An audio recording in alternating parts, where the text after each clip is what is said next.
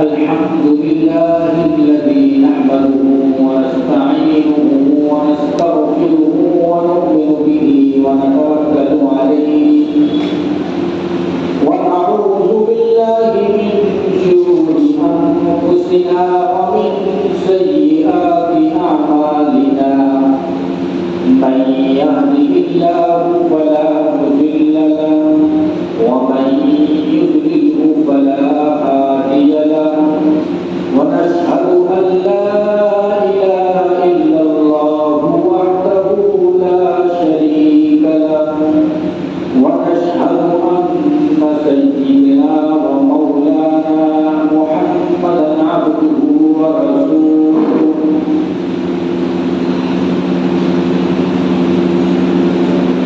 أما بعد فأعوذ بالله السميع العليم من الشيطان الرجيم بسم الله الرحمن الرحيم ومن الناس من يشري نفسه ابتغاء مرضات الله والله رؤوف بالعباد يا أيها الذين آمنوا ادخلوا في السلم كافة ولا تتبعوا خطوات الشيطان إنه لكم عدو مبين فإن زلتم من بعد ما جاءتكم البينات فاعلموا أن الله عزيز حكيم. میں نے آپ کے سامنے قرآن پاک کی جو آیت تلاوت کی ہے یہ سورہ بقرہ کے آیت ہے، دوسرے پارے کی آیت ہے۔ اللہ تبارک و تعالیٰ نے کلام اللہ میں جگہ بجگہ حضرات صحابہ کرام رضی اللہ عنہم کا تذکرہ کیا ہے۔ یہ وہ جماعت ہے کہ جن کو صحابی کہتے ہیں۔ اس جماعت کا انتخاب اللہ رب العزت نے کیا ہے۔ یہ نبی کے ہمدرد، نبی کے جانثار، اللہ اور اس کے رسول پر جانوں کا نذرانہ پیش کرنے والی جماعت ہے۔ صحابہ کرام رضی اللہ عنہم نے ایسی قربانیاں دی ہے دین کی خاطر کہ حق ادا کر دیا۔ یہ وہ جماعت ہے کہ جس کے بارے میں اللہ تبارک و تعالیٰ نے کہا ہے کہ تم مجھ سے راضی، میں تم سے راضی ہو گیا۔ یہ وہ جماعت ہے کہ جس جماعت کو اللہ کے نبی تاجدار مدینہ محمد عربی صلی اللہ علیہ وسلم نے 10 مرتبہ جنت میں جانے کا ٹکٹ دیا ہے۔ صحابہ کرام نے اس دین کے لیے بڑی قربانیاں دی۔ یہ صحابہ کرام کی قربانیوں کا نتیجہ ہے یہ جو دین ہم تک پہنچا ہے۔ وہ نبی کے جانثار تھے، نبی کے خدمت گزار تھے، نبی کی صحبت میں رہنے والے تھے، نبی کے شاگرد تھے، اللہ کے رسول کے مرید تھے۔ ایک مرتبہ حضرت ابو بکر صدیق رضی اللہ عنہ اچانک ایک بستی میں نکل پڑے۔ ان کی عادت تھی صبح ٹہلنے کی، تو حضرت ابو بکر صدیق رضی اللہ عنہ نے دیکھا کہ کسی غریب آدمیوں کو امیر لوگوں نے، سرداروں نے، چودھریوں نے تپتے ہوئے ریت پر لیٹایا ہوا ہے اور ان کو مار رہے ہیں۔ تو حضرت ابو بکر صدیق رضی اللہ عنہ آگے بڑھے تو انہوں نے دیکھا یہ تو غریب صحابی ہے ابو بکر۔ تو حضرت ابو بکر صدیق رضی اللہ عنہ کہتے ہیں کہ میں نے دیکھا کہ وہ کافر اس غریب صحابی کی کمر پر چڑھے ہوئے ہیں اور کمر پر چڑھ کر کود رہے ہیں۔ حضرت ابو بکر صدیق رضی اللہ عنہ کہتے ہیں کہ میری آنکھوں نے دیکھا کہ کمر پر کودنے کی وجہ سے ان کی لمبی زبان باہر نکلی ہوئی ہے۔ حضرت ابو بکر صدیق رضی اللہ عنہ کہنے لگے اللہ کا بندہ ہے مت مارو، اسے چھوڑ دو۔ کہنے لگے بندہ اللہ کا ہے لیکن غلام ہمارا ہے، اور کلمہ اس نبی کا پڑھتا ہے۔ تو ابو بکر صدیق رضی اللہ عنہ کہتے ہیں کہ میرے کہنے پر ان کو اور غصہ آ گیا اور کمر پر پھولنے لگے، اور میرے کانوں نے سنا کہ ہڈیوں کی آواز آ رہی ہے، ان کی ہڈیاں ٹوٹ گئی۔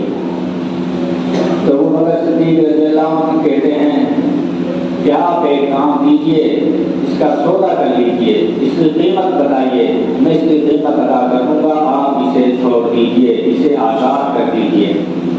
تو انہوں نے جتنی رقم مانگی ابو بکر صدیق رضی اللہ عنہ نے دے دی، ان کو چھڑا دیا۔ چھڑانے کے بعد ان کو پٹی وغیرہ کی، اور اس کے بعد پانی کا پیالہ لے کر آئے اور کہنے لگے ابو فقیہہ تمہیں بہت چوٹ لگی ہے، تمہارا حلق سوکھا ہوا ہے، تم پانی پی لو۔ کہنے لگے نہیں ابو بکر، میں تمہارے احسان کا بدلہ نہیں دے سکتا، میں غریب ہوں، میں مسکین ہوں، اس کا بدلہ اللہ دے گا، لیکن میں پانی نہیں پی سکتا۔ کہنے لگے کیوں؟ کہنے لگے کہ مجھے شربت دیدار پینا ہے،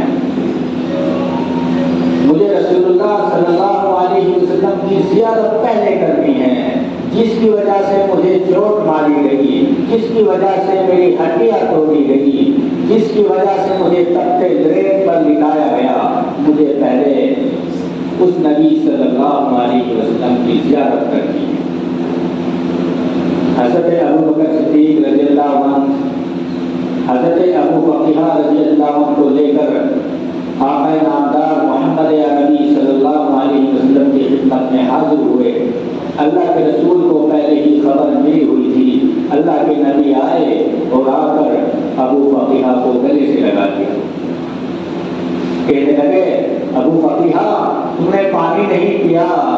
کہنے لگے اللہ کے رسول مجھے عشق چڑھا ہوا ہے، مجھے عشق چڑھا ہوا ہے، میں وہاں پانی پیتا، میرے حلق میں صرف پانی جاتا، اب میں تمہارے ہاتھ سے پانی پیوں گا، مجھے حوض کوثر کا مزہ یہیں آ جائے گا، تمہارا ہاتھ ہوگا، میرا منہ ہوگا، اور حوض کوثر کا مزہ مجھے یہیں آ جائے گا۔ تو ابو فقیہہ نے پانی کا پیالہ اٹھایا اور پینے کے لیے، تو جناب محمد رسول اللہ صلی اللہ علیہ وسلم کہنے لگے اب بات وہی ہوگی، ہاتھ میرا ہوگا، منہ تمہارا ہوگا۔ تو آقا نامدار صلی اللہ علیہ وسلم نے اپنے ہاتھوں سے حضرت ابو فقیہہ کو پانی پلایا، اور پانی پلا کر کہنے لگے کہ اب کیسی طبیعت ہے، اب کیا حال ہے؟ حضرت ابو فقیہہ کہنے لگے اب میں بالکل ٹھیک، اب مجھے کوئی غم نہیں، کوئی دکھ نہیں، کوئی درد نہیں، اب میں بالکل ٹھیک ہو گیا۔ تو میرے بھائیوں، یہ دین ہم تک ایسے نہیں پہنچا، بڑی بڑی تکلیفیں برداشت کی صحابہ کرام۔ ایک مرتبہ دربار رسالت لگی ہوئی ہے، ایک کافر آیا، بوڑھا شخص ہے، اور کہنے لگا یا نبی اللہ، اللہ کے نبی میں کافر ہوں، میں کافر ہوں، آپ کا بھی اور اللہ کا بھی منکر ہوں، لیکن میں بوڑھا ہوں، مجھے گھر جانا ہے، میرا گھر دور ہے، میرے پاس سواری نہیں ہے، کیا مجھے سواری مل سکتی ہے؟ اللہ کے نبی نے یہ نہیں کہا کہ تم کافر ہو جاؤ یہاں سے، نہیں، اللہ کے نبی صلی اللہ علیہ وسلم کھڑے ہوئے اور صحابہ کرام سے کہنے لگے اے صحابیوں، آج جو مجھے سواری دے گا میں وعدہ کرتا ہوں قیامت کے روز میں اسے عمدہ سواری دینے کا وعدہ کرتا ہوں۔ ایک صحابی کھڑے ہوئے، انہوں نے اپنا اونٹ نبی کریم صلی اللہ علیہ وسلم کو تھما لیا، اور آپ صلی اللہ علیہ وسلم نے اس بوڑھے شخص کو دیکھ دیا۔ پھر وہ بوڑھا شخص کہنے لگا اللہ کے نبی میرے پاس کپڑے بھی نہیں ہیں، مجھے کپڑوں کی ضرورت ہے۔ تو ہمارے جیسے ہوتے ہم کیا کہتے کہ جاؤ یہاں سے، ہم نے کوئی دکان لگا رکھی ہے تمہارے لیے؟ اللہ کے نبی نے یہ نہیں کہا۔ اللہ کے نبی پھر کھڑے ہوئے اور کہنے لگے، اے صحابیوں، جو مجھے کپڑا دے گا میں قیامت کے دن عمدہ ترین لباس دینے کا وعدہ کرتا ہوں۔ تو ایک صحابی کھڑے ہوئے اور اپنا کپڑا اتار کر ان کو دے دیا۔ پھر وہ بوڑھا شخص کہنے لگا، اللہ کے نبی مجھے بھوک لگی ہوئی ہے۔ آقا صلی اللہ علیہ وسلم پھر کہنے لگے صحابہ کرام رضی اللہ عنہم اجمعین سے، اے صحابیوں، آج جو مجھے کھانا دے گا میں قیامت کے دن عمدہ ترین کھانے کا وعدہ کرتا ہوں۔ سارے صحابوں میں خاموشی چھا گئی۔ علماء نے لکھا ہے کہ 300 صحابیوں کا مجمع تھا، لیکن کہیں سے کوئی آواز نہیں آئی۔ کہنے لگے، اللہ کے نبی 3 دن کا ہمارا فاقہ ہے، ہمارے پاس کھانا نہیں ہے۔ تو حضرت سلمان فارسی رضی اللہ عنہ کھڑے ہوئے اس بوڑھے شخص کی بازو پکڑ کہنے لگے، آؤ میں تمہیں ایسے گھرانے کے اندر لے کے چلتا ہوں جہاں سے تمہیں کھانا مل جائے گا۔ تو حضرت سلمان فارسی ان کو لے کر چل پڑے اور خاتون جنت فاطمہ الزہرا رضی اللہ عنہ کے گھر تشریف لے گئے اور آواز لگائی، اے آقا کی بیٹی، رسول اللہ صلی اللہ علیہ وسلم کی بیٹی، کھانا چاہیے۔ ایک فقیر آیا ہے، بوڑھا شخص ہے، اس کو بھوک لگی ہوئی ہے، کھانے کا انتظام ہو جائے، کھانا دے دیجیے۔ اندر سے رونے جیسی آواز آئی اور فاطمہ الزہرا رضی اللہ عنہا کہنے لگی کہ حسن اور حسین کی شکل دیکھو، 4 دن کے فاقے کی وجہ سے بچوں کی صورت بدل گئی، ان کی شکل بدل گئی۔ حضرت سلمان فارسی وہاں سے رخصت ہونے لگے تو کہنے لگی، رکو۔ انہوں نے اپنی چادر اتار کر دی اور کہنے لگی، جاؤ اس کو یہودی کے پاس گروی رکھ دینا اور ان سے کچھ بندہ لے لینا، میں 20 پکا کر دے دوں گی اور یہ کھا لیں گے۔ تو اما عائشہ رضی اللہ عنہا کی، فاطمہ رضی اللہ عنہا کی چادر لے کر حضرت سلمان فارسی یہودی کے پاس گئے اور جا کر کہنے لگے کہ ہمیں اللہ دے دیجیے۔ حضرت سلمان کہتے ہیں کہ یہودی نے اس کو ترازو میں رکھا اور رو رہا ہے، ترازو میں رکھ کر غلہ دے رہا ہے اور رو رہا ہے اور کہنے لگا کہ ہماری تورات میں، ہماری کتاب میں لکھا ہوا ہے کہ ایک شخص آئے گا فاطمہ الزہرا کے، اللہ کے نبی کی بیٹی کے پاس کھانے کی فریاد لے کر، اور اس کے گھر میں کھانا نہیں ہوگا، وہ اپنی چادر اتار کر دے دے گی اور اس کے بدلے میں غلہ لے کر 20 پکا کر اس کو دے گی۔ تو ہماری کتاب میں لکھا ہے اور یہ بات حق ہے اور وہی آخری نبی ہے۔ تو غلہ بھی دے دیا اور حضرت سلمان کے ساتھ چل پڑے اور چادر بھی واپس لے آئے اور کہنے لگے کہ سلمان جلدی کرو، مجھے اللہ کے نبی صلی اللہ علیہ وسلم کا کلمہ پڑھا دو، کہیں ایسا نہ ہو کفر کی حالت میں میری موت آ جائے۔ میرے بھائیوں، آج کل ہمارے حالات ایسے ہیں، دین پر ہم کتنا خرچ کرتے ہیں یہ ہمیں خود معلوم ہے۔ سال و سال ہو جاتے ہیں، کسی قرآن پڑھنے والے کو اگر ہم نے روٹیاں کھلائی ہو، کسی مدرسے کے بچوں کو ہم نے روٹی کھلائی ہو، کسی اللہ والے کو روٹی کھلائی ہو، سال بھر میں کتنا کماتے ہیں، اس کا 2% ہم اللہ کے راستے میں خرچ نہیں کرتے۔ ایسے ہمارے حال ہیں۔ خود سوچیے، ہم ایک سال میں کتنا اللہ کے راستے میں خرچ کرتے ہیں، کتنا دینی بچوں میں خرچ کرتے ہیں، کتنا جو ہے عیاشیوں میں خرچ کرتے ہیں، کتنا مکاریوں میں خرچ کرتے ہیں، کتنا ہم بازاروں میں خرچ کرتے ہیں، کتنا عیش و مستی میں خرچ کرتے ہیں اور کتنا اللہ کے راستے میں خرچ کرتے ہیں۔ یہ خود فیصلہ کیجیے، خود سوچیے۔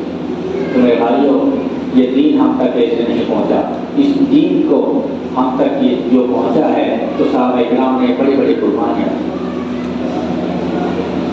پتے چبا چبا کر اس دین کو ہم تک پہنچایا۔